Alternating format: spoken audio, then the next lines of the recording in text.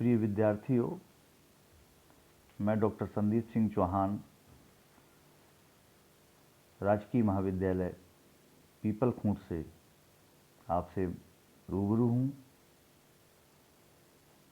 आज अवधारणाओं के तहत हमने जो शीर्षक है, जो सब टाइटल है, वो शक्ति के स्रोतों को चुना है।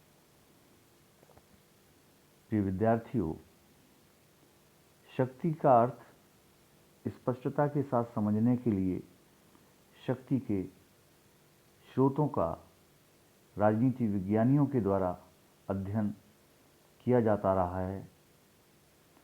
वस्तुतः शक्ति तमाम प्रकार के स्रोतों से उत्पन्न होकर विभिन्न रूपों में अपने आप को प्रकट करती है, अपने आप को सुस्पष्ट करती है।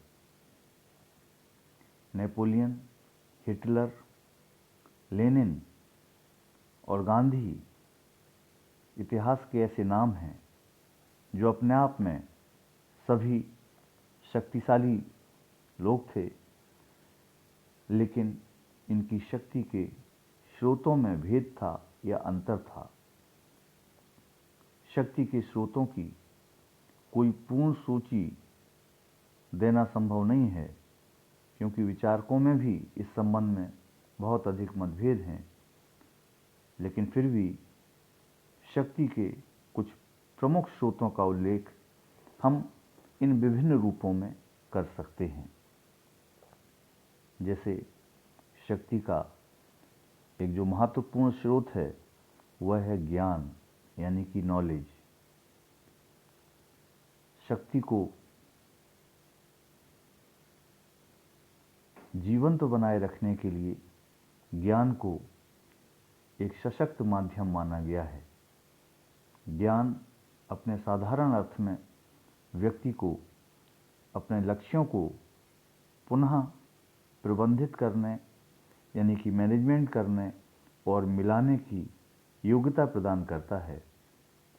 ज्ञान द्वारा व्यक्ति की अन्य विशेषताओं को इस प्रकार संचालित किया जाता है कि वे शक्ति का साधन बनकर प्रकट हों। किसी व्यक्ति के नेतृत्व का गुण, उसकी इच्छा शक्ति, उसकी सहन शक्ति, उसके सामाजिक सरोकार और अपने आप को अभिव्यक्त करने की, प्रकट करने की शक्ति आदि विभिन्न तत्व शक्ति के महत्वपूर्ण पहलू हैं। इन तत्वों में से किसी भी एक की कमी शक्ति के सारे रूप को अकार्यकुशल बना सकती है और ऐसी इस प्रकार से उसकी शक्ति को पूरी तरह से नष्ट भी कर सकती है। ज्ञान प्राचीन काल से ही शक्ति का एक महत्वपूर्ण आधार, एक महत्वपूर्ण स्रोत रहा है, जिस पर सारे राजनीतिक नेतृत्व अवलंबित रहे हैं। दूसरी जो स्रोतों के अंतर्गत महत्वपूर्ण बात आती है वो है प्राप्तियां, पजेशंस। ज्ञान शक्ति का आंतरिक स्रोत है। इसके अलावा शक्ति का निर्धारण करने वाले कुछ बाहरी तत्व भी होते हैं। सिर्फ आंतरिक ही नहीं, बाहरी तत्व भी शक्ति के स्रोतों को प्रभावित करते हैं, जिनमें सबसे महत्वपूर्ण है वो है प्राप्तियां। साधारण बोलचाल के अंतर्गत इसे ही आर्थिक शक्ति का नाम दिया जा सकता है, दिया जाता रहा है। प्राप्तियों के अंतर्गत भौतिक सामग्री, स्वामित्व और सामाजिक सामग्री की शक्ति एक व्यक्ति को समाज में प्राप्त स्थिति और स्तर आदि को सम्मिलित किया जा सकता है। प्राप्तियां या संपत्ति शक्ति का एक स्रोत अवश्य है, लेकिन न तो यह एकमात्र स्रोत है और न ही निश्चित रूप से प्रभाव डालने वाला स्रोत है।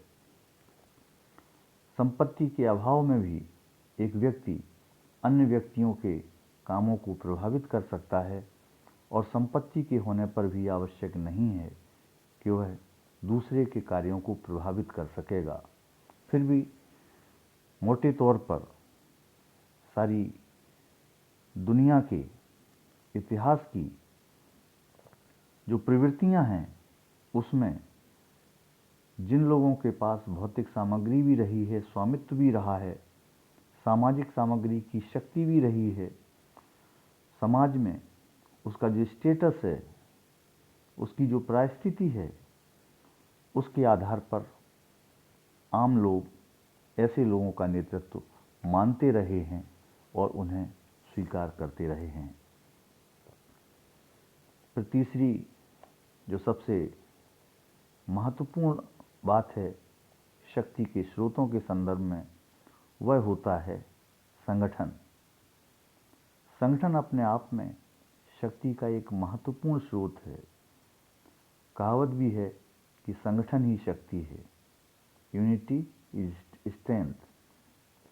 विभिन्न प्रतियोगी इकाइयां जिनमें आपस में प्रतिद्वंद्विता रहती है, आपस में मिलकर संघ बना लेती हैं तो उनकी शक्ति कई गुना बढ़ जाती है। आधुनिक युग के मजदूर संघ तथा व्यापारिक संघ या विभिन्न पेशों से संबंध है, जिसमें बार काउंसिल को भी ले सकते हैं, किसानों के संगठनों को भी ले सकते हैं, ये सारे के सारे संगठन इसके महत्वपूर्ण उदाहरण हैं। शक्ति की दृष्टि से सबसे बड़ा संघ स्पष्टता राज्य ही है, क्योंकि राज्य अपने आप को संपूर्णता में प्रकट करता है, संप्रभुता भी उसमें विराजमान रहती है। इसलिए निश्चित तौर पर हम ये कह सकते हैं कि सबसे बड़ा संघ राज्य ही होता है, और इसका एक प्रमुख कारण राज्य का सर्वाधिक संगठित स्वरूप है। राज्य अपनी संप्रभुतापूर्ण शक्ति का प्रयोग करता है। चूंकि सवाल नागरिकता का आता है, उस दृष्टिकोण से भी सोचें तो राज्य सबसे ज़्यादा संगठित इकाई माना गया है, और इकाई है भी।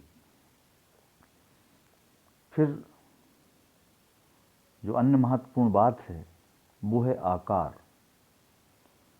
कईयों बार आकार को शक्ति का परिचायक मान लिया जाता है, और यह सोचा जाता है कि एक संगठन का जितना बड़ा आकार होगा उसके द्वारा उतनी ही अधिक शक्ति का परिचय दिया जा सकेगा, या उतनी ही ज़्यादा शक्ति का वह प्रयोग कर सकेगा या करने में समर्थ हो पाएगा।